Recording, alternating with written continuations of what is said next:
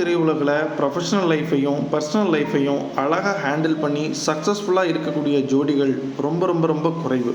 அந்த குறிப்பிடத்தக்க ஜோடிகளில் ரொம்ப முக்கியமான ஜோடி நடிகை குஷ்பு, இயக்குனர் சுந்தர்சி. இவங்களுடைய காதல் கதையை தான் நம்ம இன்னைக்கு பார்க்க போகிறோம். நடிகை குஷ்பு, இயக்குனர் சுந்தர்சியுடைய காதல் கதை கொஞ்சம் சுவாரஸ்யமானது.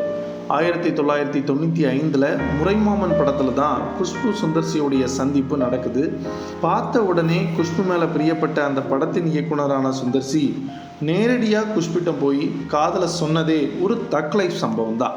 ஷூட்டிங்கில் இருந்த குஷ்பிட்ட நேராக போன இயக்குனர் சுந்தர்சி, எனக்கு சுற்றி வளைச்செல்லாம் பேச தெரியாது, நமக்கு குழந்தை பிறந்தா ஒன்றை மாதிரி இருக்குமா அல்லது என்ன மாதிரி இருக்குமா அப்படின்னு ரொம்ப ஓப்பனாகவே கேட்டிருக்கார். இதை கேட்ட குஷ்பு ஒரு செகண்ட் என்ன சொல்கிறதுனே தெரியாமல் திகைச்சு நிற்க, கொஞ்சம் கூட தாமதிக்காத சுந்தர்சி, உன்னை கல்யாணம் பண்ணிக்க ஆசைப்பட்றேன், என்ன சொல்கிற அப்படின்னு கேட்டு குஷ்புவை ஷாக்கோட உச்சிக்கே கொண்டு போயிட்டாராம். சுந்தர்சி தனக்கு எதிரில் வந்து இந்த மாதிரி கேட்பார் அப்படின்னு குஷ்பு கொஞ்சம் கூட எதிர்பார்க்கலையா.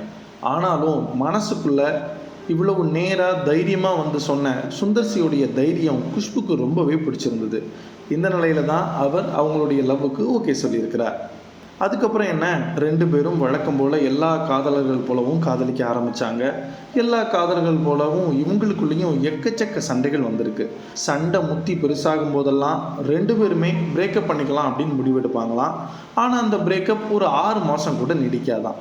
மறுபடியும் ரெண்டு பேரும் ஒன்று சேர்ந்துருவாங்களாம். ஒரு கட்டத்தில் ரெண்டு பேரும் கல்யாணம் பண்ணிக்கலாம் அப்படின்னு முடிவெடுக்கிறாங்க. அப்போ தான் இவங்க காதலுக்கு ஒரு பெரிய சோதனை வருது. அது என்ன சோதனை அப்படின்னா, குஷ்புவுடைய உடம்பை பரிசோதித்த டாக்டர் ஒருவர் குஷ்புவால் குழந்தையே பெற்றுக்க முடியாது அப்படின்னு சொல்லியிருக்கிறார்.